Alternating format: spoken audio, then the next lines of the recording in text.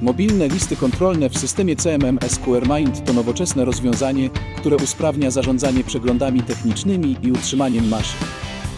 Dzięki nim masz pełną kontrolę nad przeglądami i bieżącą realizacją zadań, co znacząco poprawia efektywność procesów utrzymania ruchu w zakładzie. Mobilne listy kontrolne w systemie QRmaint zapewniają zgodność z dokumentacją techniczno-ruchową, eliminując ryzyko pominięcia kluczowych czynności serwisowych. Umożliwiają sprawną realizację zadań zgodnie z wcześniej ustalonymi procedurami.